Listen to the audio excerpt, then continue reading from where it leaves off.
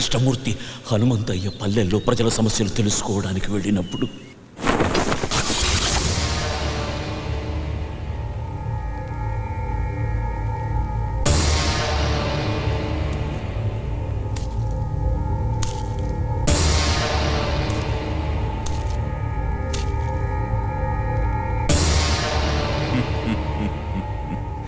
అందరినీ మర్యాదగా అడుగుతున్నాను, హనుమంతయ్య ఎక్కడికి వెళ్ళాడో చెప్పండి.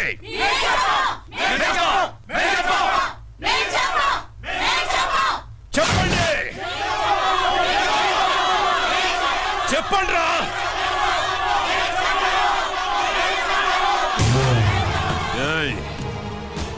మీరు ఆపదలో ఉన్నారని అరిస్తే నిప్పుల్లోకైనా నడిచొస్తాడు రా హనుమంతయ్య. హనుమంతయ్య అని పిలవండి, పిలవండి హనుమంతయ్య అని.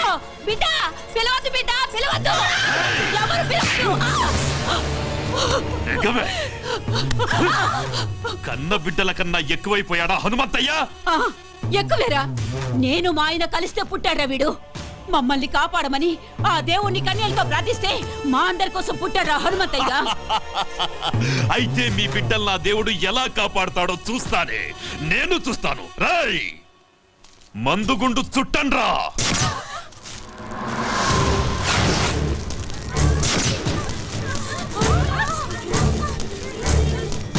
పిలవండి, పిలవండ్రా. మందుగుండు అందించండ్రా.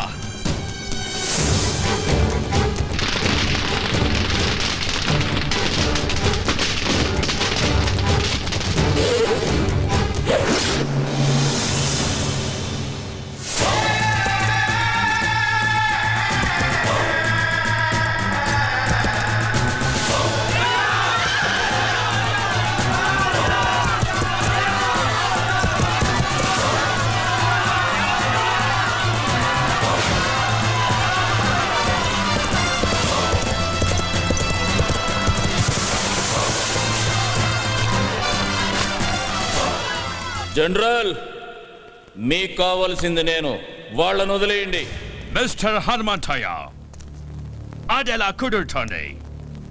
నీ వల్ల బ్రిటిష్ గవర్నమెంట్ కి ఎంతలాసో నీకు తెలుసా? గవర్నమెంట్ రికార్డుల్లో మీరంత తీవ్రవాదు. స్వాతంత్రం కోసం పోరాడే మేము తీవ్రవాదులమైతే దొంగతనంగా మా దేశం మీద పడ్డ మీరెవర్రా దొంగ నాయాల కొడుకులా? మా నేల తల్లి జోలికి వస్తే తలకి పాగా పెట్టి స్వాగతం పలకడానికి మేమేం మీలా చేతకాని తెల్లకోతలం కాదు. మర్యాదగా వీళ్ళందరినీ వదిలి నీకేం కావాలో అడుక్కో. ఓకే ఓకే, వాళ్ళను వదిలేస్తాం. బట్ వన్ కండిషన్, మేం పెట్టిన గేమ్ లో మీరు గెలవాలి. చెప్పు. అది పెట్టింది మీ శిష్యుడు కృష్ణమూర్తి. కృష్ణమూర్తి చెప్పు. ఏం లేదయ్యా, మీరు ఈ ఊరి జనం మీద ప్రాణాలే పెట్టుకున్నారని, వాళ్ల కోసం ఏమైనా చేస్తారని చెప్తే ఈ ద్వారా నమ్మట్లేదయ్యా. మీ శిష్యుడిగా అది నేను రుజువు చేద్దాం అనుకుంటున్నాను. ఆటేంటో చెప్పరా. పెద్ద ఆటేం కాదయ్యా. మన ఊరోళ్ళని రెండు పక్కల వరుసగా నిలబెడతాం, మధ్యలోంచి మీరు పరిగెత్తాలి.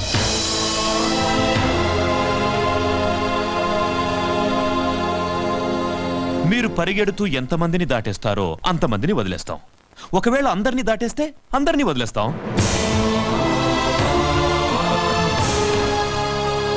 కానీ మీరు పరిగెత్తాల్సింది తల లేకుండా బొట్టి మొండెంతో.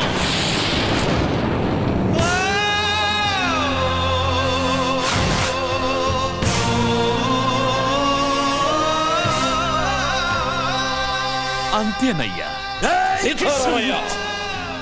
వీణ్ణి తాకి నువ్వు మైలపడొద్దు. Hanumanthaiah, this is a death game. Are you ready?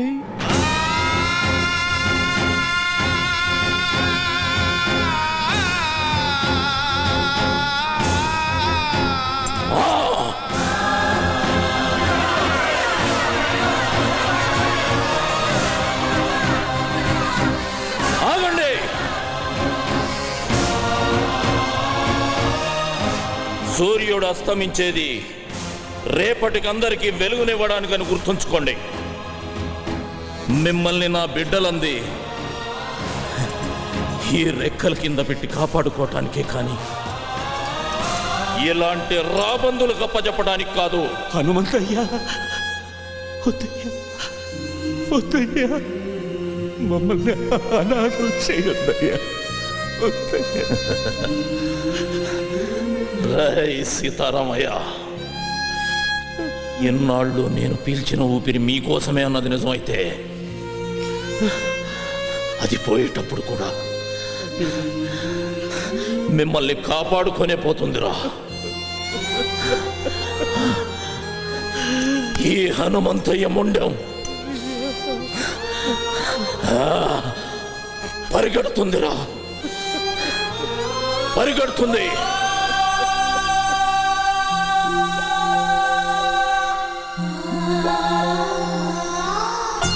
Mahalakshmi, నిన్నడగకుండా నీ పసుపు కుంకాలు ఇస్తానని మాట ఇచ్చారు. బాధపడుతున్నావా? లేదండి, నాకన్నీ అడక్కముందే ఇచ్చారు. మొదటిసారిగా ఒకటి అడగాలనుంది. మీ చావు చూసే ధైర్యం లేదు.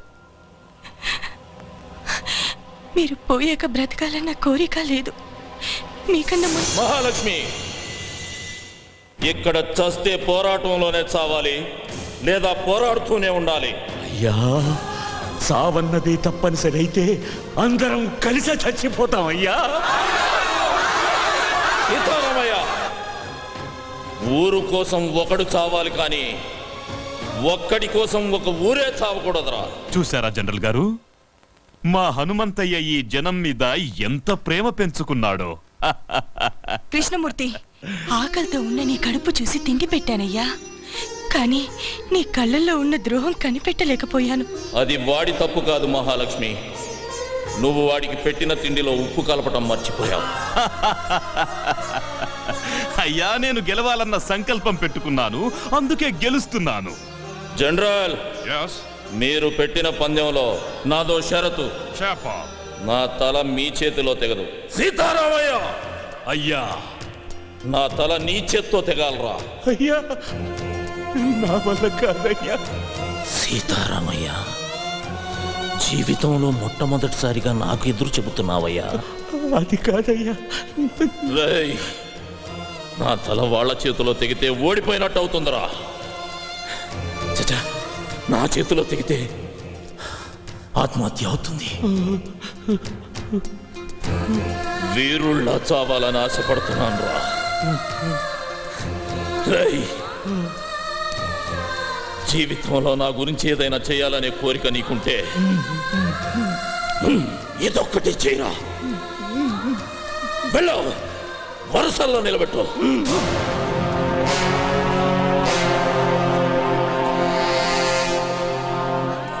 మహాలక్ష్మి, ఊరు తర్వాతే మీరు వెళ్ళి ఆ చివరిలో నిలబడండి. మహాలక్ష్మి,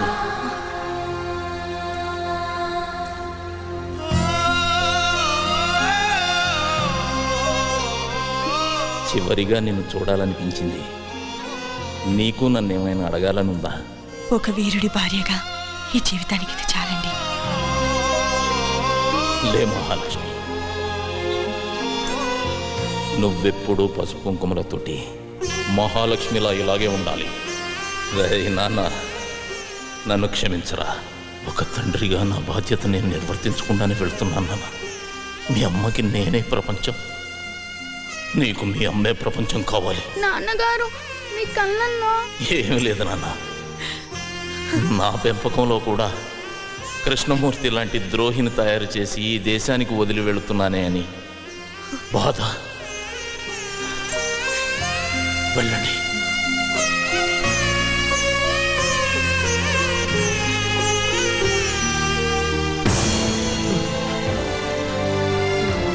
అయ్యా, నన్ను క్షమించయ్యా. రేయ్ సీతారామయ్య, ధైర్యంగా ఉండు. నీ కోసం ఒక ఊరే ఉందిరా. ఊరు కోసమే నువ్వు ఉండాలి, ఊరు కోసమే నువ్వు ఉండాలి.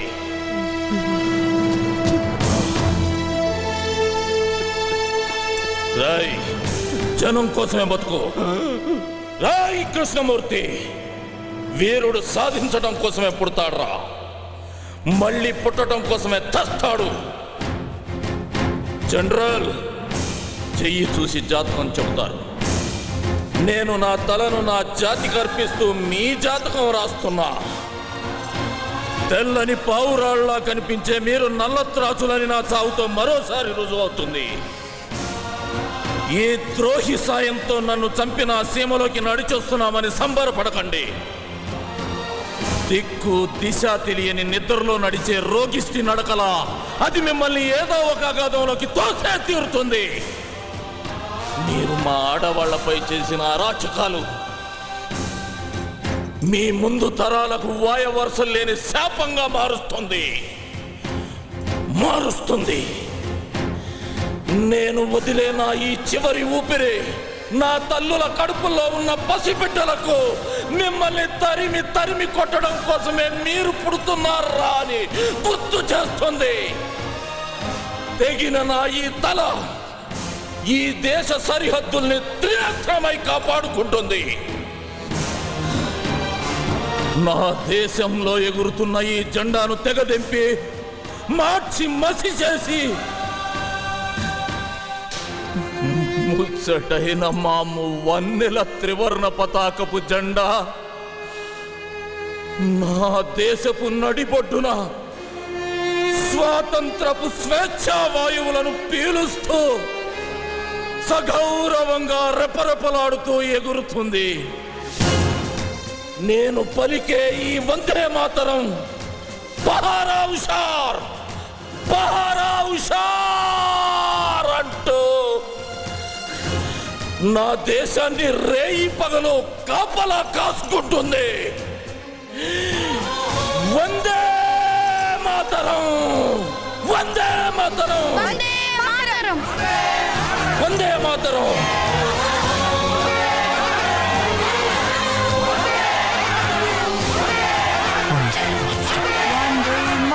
వందే మాతరం. సీతారామయ్య అయ్యా ఎయ్యరా. క్షమించయ్యా.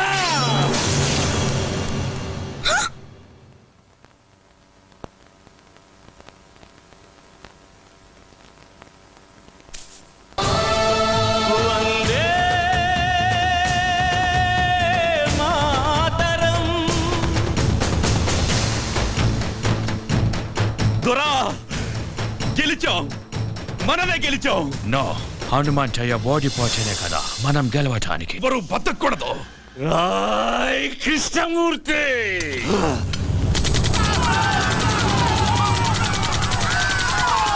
మా ప్రాణాలు కాపాడడం కోసం ఊరి జనం అంతా వాళ్ళ ప్రాణాలు అడ్డేశారు.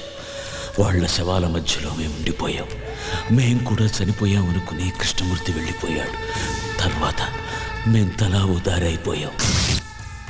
కొన్నాళ్లకు మహాలక్ష్మమ్మ నిన్ను తీసుకురాకుండా నన్ను కలవడానికి ప్రయత్నించింది. కానీ ఈరోజు కలిసేలా చేశాడు ఆ భగవంతుడు.